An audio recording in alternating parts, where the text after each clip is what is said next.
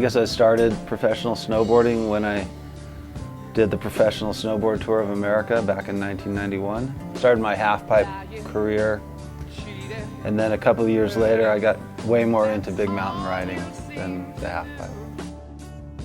You know, a big reason was that back then they didn't allow you to do inverted aerials in the half-pipe.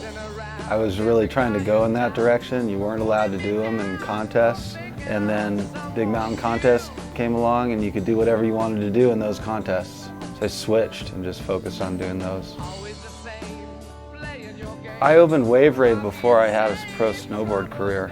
Back when I opened it, that's all I cared about. I just wanted to go snowboarding because I thought it was just a great place. I loved the mountains. I loved being out there and doing it. I love snowboarding, just the way it feels. You know, it just felt great.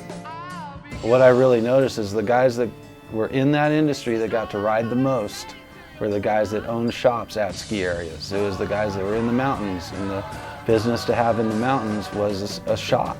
And that's really what led to the pro career, was the fact that I got to ride a lot. Steepwater aboard originated from back when I got let go from Rosignol.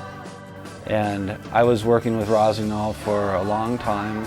I rode for them for 7 years. And I developed with Bob, their board designer, the board that I wanted to have. And it was a narrow board, large radius side cut, tapered tail, extra stiff in front of the front foot.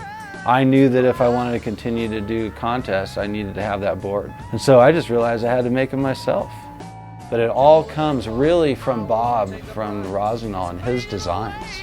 That's where it started. And then I took them, modified them a little bit. Now onto the Arbor, it's even that much better.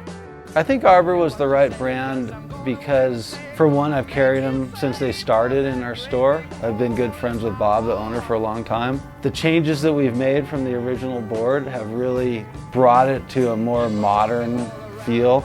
It's designed for riding extremely fast and having it feel like a Ferrari underneath your feet in variable terrain. That's what it's for. I feel good with it because I feel like I was already there and now the shapes are coming to here. I want to thank Blue, who put this deal together.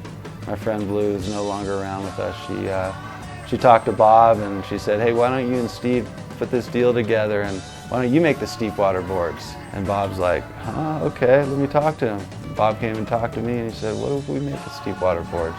I'm like, that sounds great. So that's how it happened. So I'm going to thank Blue for doing that.